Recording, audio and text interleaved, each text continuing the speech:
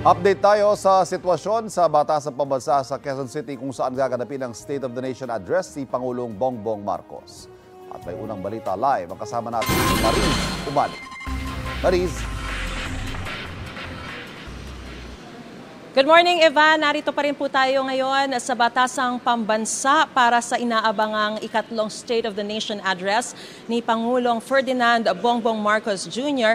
At sa mga sandali pong ito ay narito na tayo sa South Wing Lobby ng Batasang Pambansa. Bago po tayo makapasok dito, panibagong layer ng security check ang kailangang daanan. Bukod po dun sa mga security layers na po na daraanan sa pagpasok pa lang ng Batasang Pambansa, dito po ay kailangan muling dumaan sa another security check at makikita rin po natin may mga K9 units na nagbabantay at nag-i-inspeksyon sa buong paligid ng Batasang Pambansa para masiguro ang kaayusan.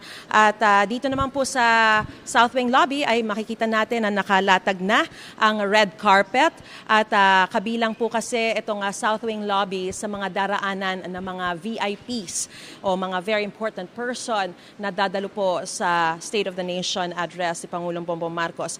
At isa po sa mga inaasahang darating at dadalo sa State of the Nation Address si Pangulong Bongbong Marcos ay ang ating Labor Secretary o Department of Labor and Employment Secretary na si Bienvenido Laguesma at siya po ay ating makakausap sa umagang ito. Magandang umaga po sa inyo, Secretary Laguesma. Si Mariz po ito at live po tayo ngayon sa Unang Balita.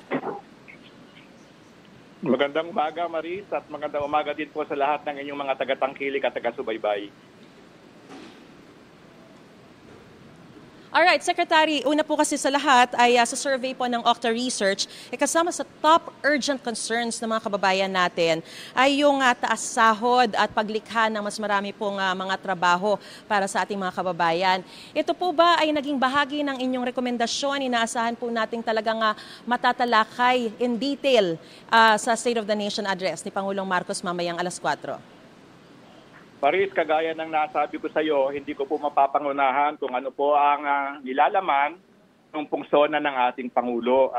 Kami pong lahat po ng mga departamento naman ay hiningan po ng mga input kung ano po yung mga usapin na dapat po yung mapagtuunan ng pansin ng ating pamahalaan. Kung mga accomplishments ay tuloy-tuloy pa rin po ang dapat na gawain dahil alam naman po natin dumadami po ang bilang ng ating mga manggagawa na pumapasok sa ating labor force. Kaya po, dapat ay hindi tayo maging safe sa mga ginagawa. At yan po lagi naman ang direktiba ng ating Pangulong Ferdinand R. Marcos Jr.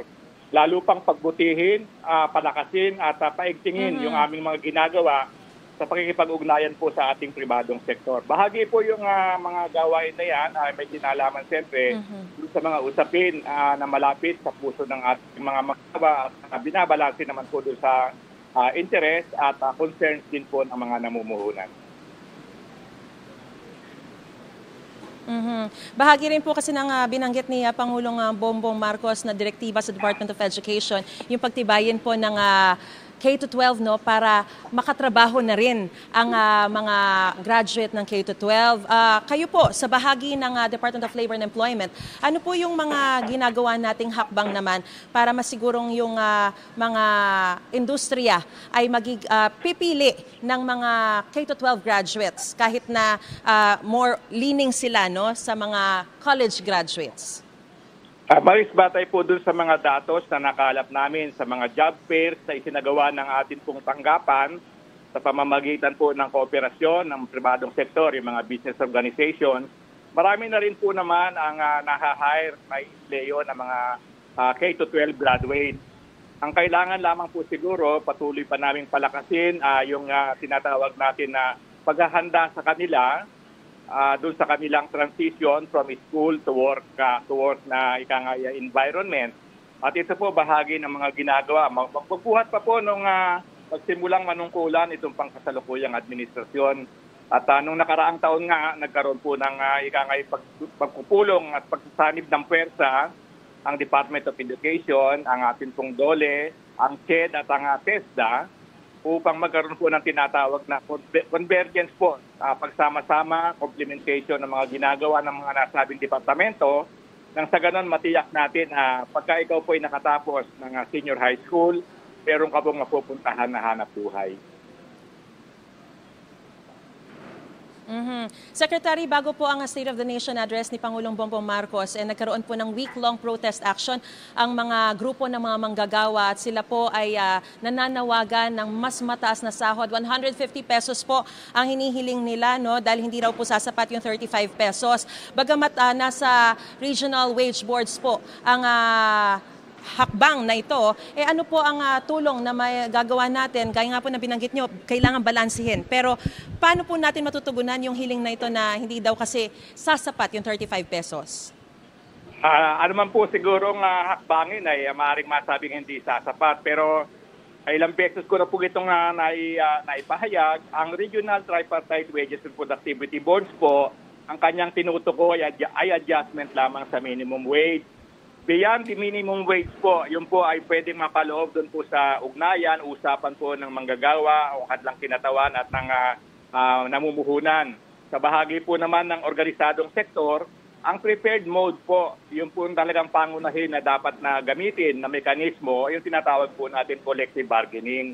At kami po, sa ginagawa po namin kung ano ang pinagkaloob na mandate sa ilalim ng batas, ito nga po ay may kinalaman sa adjustment ng minimum wage. Ganun pa man, meron din pong mga intervention na may kinalaman sa non-wage benefits at kung matatandaan po natin, meron din pong ipinatutupad ang DSWD, yung pong akap na programa, ayuda para sa mga kapos-sakita. Ito po ay nakakatulong doon po sa mga kababayan natin na nangangailangan pa ng supplement o kaya naman ay complementary amount, matugunan po yung kanilang pangangailangan.